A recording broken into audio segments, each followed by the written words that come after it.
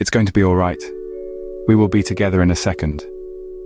In the event of a car accident resulting from a high-impact collision, it is difficult to determine with certainty whether the individuals involved feel the crash before their demise. However, based on personal experience and medical knowledge, it is likely that the immediate shock and trauma of the accident prevent individuals from experiencing pain during their final moments. Allow me to share a harrowing personal account that occurred on February 21st, 2014 at 11:04 p.m. I was a passenger in a Mazda 6, traveling at 52 miles per hour, slightly exceeding the speed limit of 50 miles per hour. Tragically, a Dodge Ram, driven by a drunk driver without headlights, was traveling at 56 miles per hour on the wrong side of the road and collided head-on with our vehicle. The impact was devastating, resulting in severe injuries for both myself and the driver. As a nurse, I was acutely aware of the severity of my injuries, which included multiple compound fractures in my legs, shattered knees, fractured arms, a dislocated hip, and other internal injuries.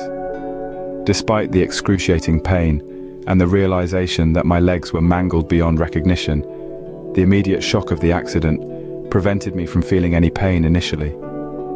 Stuck inside the wreckage, I could only comfort my unconscious friend, running my fingers through her hair and reassuring her that everything would be all right.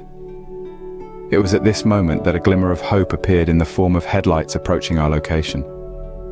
And then I started wondering why they weren't slowing down.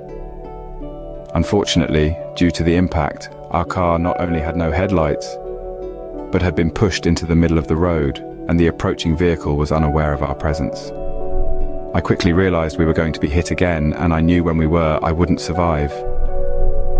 I took a deep breath as the lights came closer and closer, looked back at my friend, grasped her limp, bloodied hand in mine as I said, "It's going to be all right." As I whispered shakily through tears, "We will be together in a second."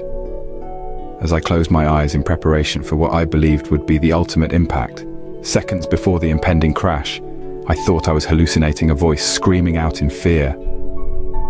I opened my eyes as I witnessed a light flying through my window and heard the desperate pleas again. I could barely make out the silhouette of the young boy, alerting the driver to the accident before us. That courageous 16-year-old boy emerged from the darkness, waving a flashlight and screaming for the approaching vehicle to stop. He risked his own safety to prevent another collision and potentially saved our lives. The screeching of brakes and the subsequent halt of the vehicle brought relief, as this brave individual had successfully alerted the driver to our presence. Miraculously, the approaching vehicle stopped just 5 feet away from our car, and only 2 in front of the young boy's body, sparing us from further harm. The young boy, an angel in disguise, turned around to face the wreckage to inquire about our well-being. I informed him of my broken legs and urged him to focus on rescuing my unconscious friend. Despite my initial plan to escape the wreckage by myself, the door was jammed, and my attempt to force it open resulted in an agonizing pain shooting through my arm. It was at this moment that I realized the severity of my arm injury. Amidst the chaos, kind-hearted individuals stopped to assist. While some onlookers chose to record the horrific scene, a man and his 2 sons, who coincidentally worked for my uncle, promised to extricate us from the wreckage. He retrieved his tools from his truck, and after what felt like an eternity, managed to pry open the jammed door. With one powerful tug, he freed me from the wreckage, causing a cacophony of bone readjustments. Once safely on the ground, a loud explosion emanated from the burning car, which was eventually extinguished by the fire department. It is nothing short of a miracle that I survived such a catastrophic accident and retained the ability to walk. Thanks to the heroic actions of everyday individuals, multiple blood transfusions, numerous surgeries, months of hospitalization, and years of physical therapy, I am here today to share my story. While I cannot speak from personal experience about the sensation of dying in a car accident, I can attest to the overwhelming peace that washed over me when I believed the end was near. Knowing that I was about to die, albeit reluctantly, brought a sense of serenity.